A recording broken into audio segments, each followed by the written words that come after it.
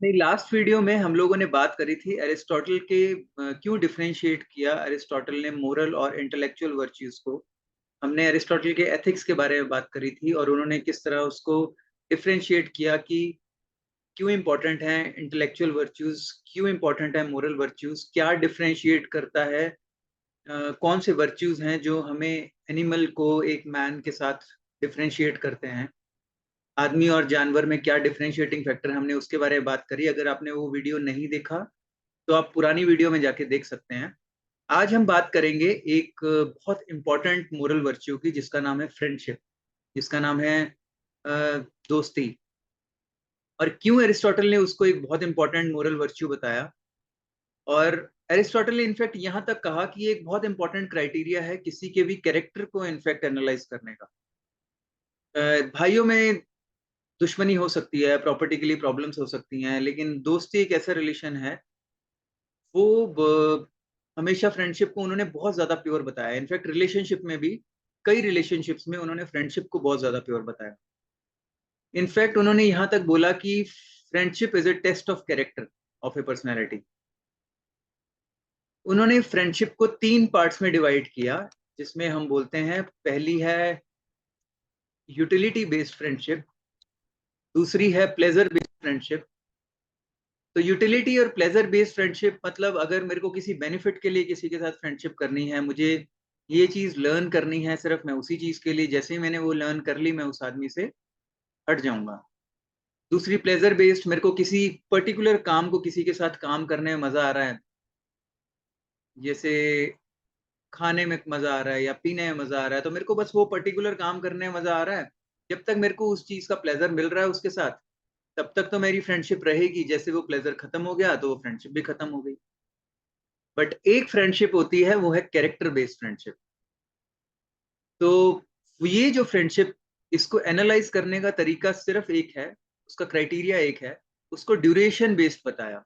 Aristotle ने उसको कहा कि वो फ्रेंडशिप जो होती है, जो रियल फ्रेंडशिप होती है, वो बहुत लंबे टाइम तक चलती है। 22 साल देखेंगे आप, 25 साल, 30 साल, इवन सारी उम्र की फ्रेंडशिप चल रही है। वो जो एक फ्रेंडशिप है, उसमें बहुत सारी टॉलरेंस भी होती है, उसमें बहुत सारे सेक्रीफाइसेस भी होते हैं। और एरिस्टोटल ने इनफैक्ट यहाँ तक बोला कि मिसअंडरस्टैंडिंग सबसे बड़ी प्रॉब्लम होती है जो एक फ्रेंडशिप में आती है। छोटी सी मिसअंडरस्टैंडिंग अगर क्लियर ना की जाए तो वो बहुत बड़ी हो जाती है, और वो फ्रेंडशिप का सबसे बड़ा रीजन उन्होंने बताया कि क्यों फ्रेंडशिप्स खराब हो जाती हैं। अगेन दूसरा इंपॉर्टेंट टेस्ट होता है फ्रेंडशिप का टॉलरेंस। टॉलरेंस कितना कोई टॉलरेट कर पाता है, क्योंकि हर एक आदमी में प्रोज एंड कॉन्स होते हैं, तो उसकी कितने अच्छे कैरेक्टरिस्टिक्स को एक्सेप्ट कर पाता है। और आदमी को सबसे बड़ी बात, ये फ्रेंडशिप जो होती है ड्यूरेशन बेस्ड या नीड बेस्ड नहीं होती। इसमें आदमी जैसा होता है वैसे ही एक्सेप्ट कर लेता है उस दूसरे को, और दूसरा उसको अच्छा ही लगता है। तीसरा, उन्होंने एक बहुत अच्छी बात बताई कि एब्सेंस एक बहुत बड़ा टेस्ट है फ्रेंडशिप का।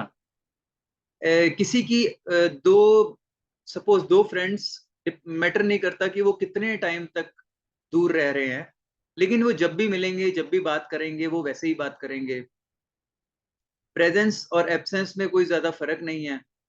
तो वो जो फ्रेंडशिप है जितने लंबे टाइम तक चलती है, तो ड्यूरेशन उन्होंने एक सबसे बड़ा इंपॉर्टेंट क्राइटेरिया बताया। एरिस्टोटल ने ये भी बोला कि जो यूटिलिटी बेस्ड और प्लेजर बेस्ड फ्रेंडशिप बहुत ज्यादा करते हैं, वो वीक कैरेक्टर के लोग होते हैं एज पर एरिस्टोटल। और जो जिनकी ड्यूरेशन बहुत लंबी होती है, वो स्ट्रॉन्ग कैरेक्टर के लोग होते हैं, जिनकी फ्रेंडशिप की ड्यूरेशन बहुत लंबी होती है। मैंने एक लाइन ये भी सुनी थी कि अच्छे आदमी की पहचान ये हो सकती है कि उसका दोस्त कितना पुराना है, उसका नौकर कितना पुराना है। तो उसमें भी उन्होंने दोस्ती की बात जरूर करी है। अ, तो एरिस्टोटल ने उसी को कैरेक्टर बेस्ड फ्रेंडशिप बोला कि ये बहुत अच्छा क्राइटेरिया है जिससे हम किसी को भी एनालाइज कर सकते हैं कि उसकी फ्रेंडशिप की ड्यूरेशन कितनी लंबी है, कितने पुराने उसके दोस्त हैं। इनफैक्ट मेरी पर्सनल काउंसलिंग्स में मैंने जो लोगों में एंजाइटी देखी या ऐसी स्ट्रेस देखा, तो उसमें एक बहुत बड़ा रीजन था कि जो सेल्फलेस फ्रेंडशिप्स हैं, जो नीड बेस्ड नहीं है, जिसमें कोई उनको मतलब नहीं निकल रहा, उनके ऐसे दोस्त बहुत कम या फिर ना के बराबर ही होते हैं।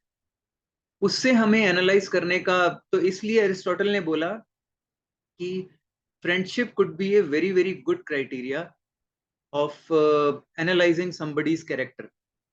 और he also said one very important thing कि जो heat of affection of warmth is much more enduring than the heat of passion. कि हम पैशन के कारण फ्रेंडशिप तो कर लेते हैं, हम किसी ना किसी रीजन के कारण कि मुझे ये चीज इससे चाहिए तो उसमें हम फटाफट उसके साथ मिल लेंगे कि मेरा ये मतलब पूरा हो जाए, उसके बाद मैं उससे फ्रेंडशिप तो कर लूंगा, लेकिन वो वाली फ्रेंडशिप ज्यादा लंबे तक या ज्यादा एंड्योरिंग नहीं होती, rather than the affection of warmth, कि मेरे को उससे उसके साथ कितना अच्छा लग रहा है और कितने टाइम तक मेरी वो दोस्ती है।